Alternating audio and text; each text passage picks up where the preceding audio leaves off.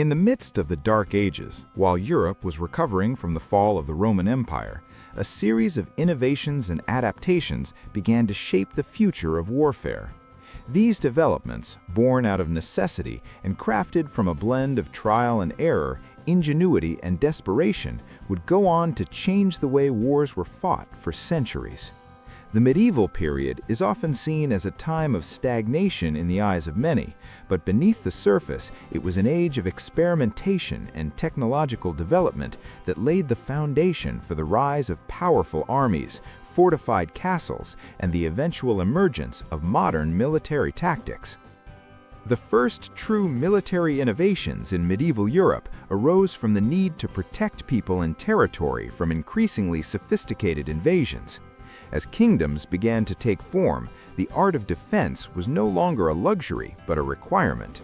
The development of early war technologies was driven by a basic need to survive, as well as the ever-present threat of raids from Viking marauders, marauding tribes, and later the Crusades. One of the most important advancements was the creation of the medieval knight, a heavily armored warrior. The evolution of armor began as early as the 9th century with the introduction of chainmail, a form of interlocking rings that provided greater protection than leather armor or simple tunics. This shift in protective gear gave knights the confidence to fight on horseback, making cavalry the backbone of medieval armies. However, knights were not simply defenders of the realm, they were warriors who needed the best equipment to overcome their opponents. The development of the stirrup in the 8th century marked a turning point in the power of mounted soldiers.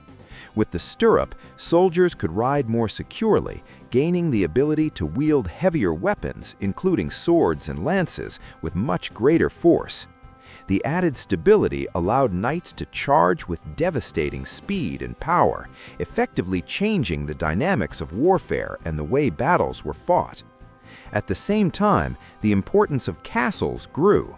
The idea of fortifications was not new, but the medieval European approach to constructing castles was revolutionary.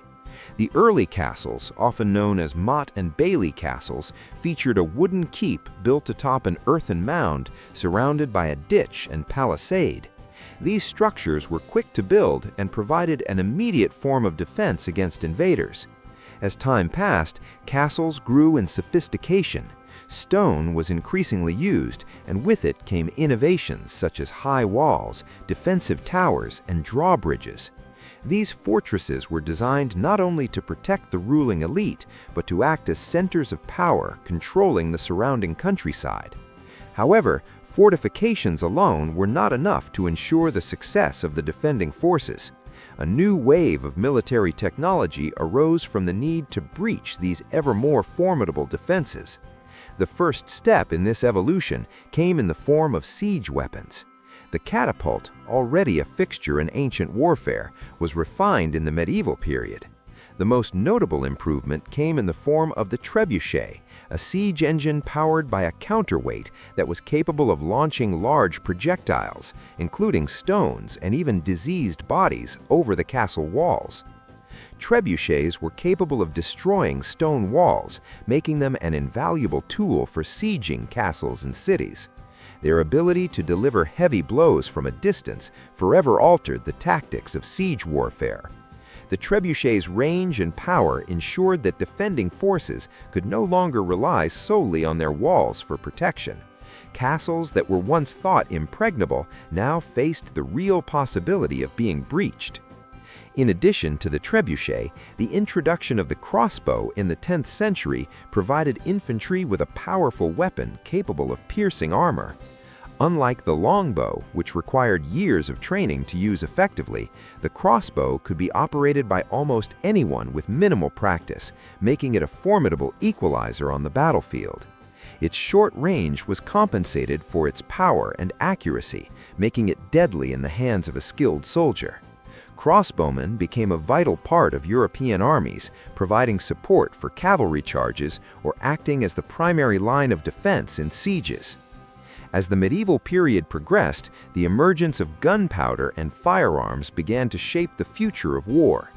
The first use of gunpowder in warfare is attributed to the Chinese in the 9th century, but by the 13th century, gunpowder was making its way into European arsenals. The first European firearms were relatively primitive, small hand cannons capable of firing a single shot, but their potential was recognized almost immediately. By the 14th century, firearms had evolved into larger, more sophisticated cannons, which were used to great effect in sieging castles. These early firearms, though slow and inaccurate, marked the beginning of the end of the dominance of knights in battle. As gunpowder weapons grew more powerful, the knight's heavy armor became increasingly obsolete. The cannon, in particular, allowed armies to break through even the thickest stone walls, and gunpowder-based firearms made it possible to engage enemies at a distance, reducing the need for close combat. The changes in military technology were not limited to the battlefield. The role of the engineer became increasingly important as well. Engineers were responsible for designing and building fortifications, siege engines, and military vehicles. They played a key role in ensuring that castles could withstand prolonged attacks, as well as developing methods to breach enemy walls. The rise of the engineer as a specialized profession also meant that military leaders had a broader range of tactics and technologies at their disposal, which further shifted the balance of power in warfare. While these innovations in war technology were unfolding, they also brought about significant shifts in society. The rise of castles and fortified towns changed the landscape of medieval Europe, leading to the development of urban centers and the eventual decline of feudalism. As kingdoms and nations formed, military technology helped to consolidate power, while also making it possible for rulers to project their influence beyond their borders. The need for larger, more professional armies became evident, and standing armies began to replace feudal levies. In conclusion, the development of early war technology in medieval Europe was a process that unfolded over several centuries, driven by the need to protect people, defend territories, and gain power. From the creation of the knight and the stirrup to the introduction of siege weapons, crossbows, and gunpowder, these innovations would forever change the face of warfare. The castles that once stood as symbols of power would eventually be brought down by the very technology that had once protected them.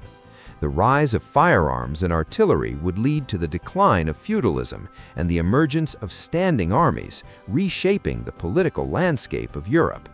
Ultimately, the medieval period was not just a time of stagnation, but one of technological innovation that laid the groundwork for the future of warfare and the course of European history.